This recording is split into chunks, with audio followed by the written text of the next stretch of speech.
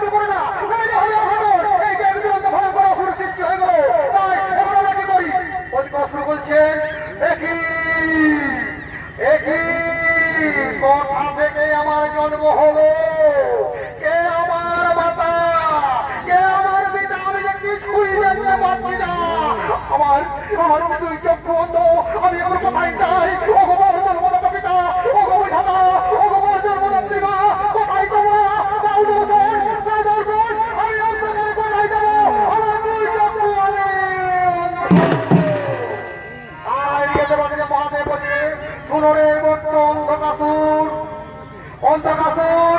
কারণ আমি যখন ধ্যানে মগ্ন ছিলাম তখন তোমার মাতা পার্বতী হঠাৎ করে এসে আমার ধ্যান বন্ধ করে এই দুই চক্ষু বন্ধ করে দিয়ে, তাই সেই ধ্যানে ওই ভঙ্গ করার সাথে তোমার জন্ম হয়েছে। তাই আমি ছিলাম অন্ধ, তাই তোমার নাম হলো অন্ধকাসুর। তাহলে কোন পিতা, আমি যদি অন্ধকাসুর হয় তাহলে কি আমি কোনদিনও এই পিতা মাতাকে, আমাকে সমগ্র পৃথিবীকে আমি তো শুট করতে পারবো না পিতা। ওগো মাতা, ওগো জন্মদাত্রী মাতা, ওগো মাতা তুমি বলো, কেন তুমি আমায় জন্ম দিলে? কেন তুমি আমায় অন্ধ হয়ে, কেন তুমি আমাকে জন্ম দিলে বলে না? পার্বতী জোরে বলতো, বলে বলতো তুমি চিন্তা করো না, চিন্তা করো না, নিশ্চয়ই তোমার পিতা কিছু না কিছু বিধান করেই তোমাকে ছাড়বে। তাই আমাদের মনে বলে সুরবস্ত অন্ধকাসুর, সুরবস্ত অন্ধকাসুর, তোমাকে কাজ করতে হবে, তোমাকে ব্রহ্মদেবের কঠোর তপস্যা করতে হবে। ব্রহ্মদেবকে তুমি যদি তপস্যার বলে পছন্দ করতে পারো তাহলে তুমি তার কাছ থেকে ভেঙে নেবে তোমার ওই দুই চোখ খুঁজে খুলে পাওয়া যায় সেই মোর, আর ভেঙে নেবে অমর খবর। আমি তোমাকে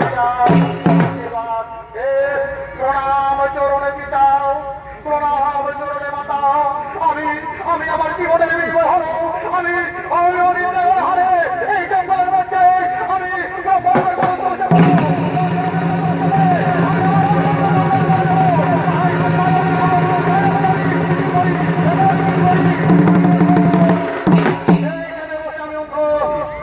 তপস্যা করবে। তাই তোমাকে মহাদেব দেবে এখন আমরা আসি বছর, এখন আমরা আসি তোমাকে যে কথা বলেছি তাহলে কথা রাখিব স্মরণ, তাহলে কথা রাখিব স্মরণ। তাহলে তো করে তারা আনন্দ মনে নৃত্য করতে করতে নিজে হলে করিলেন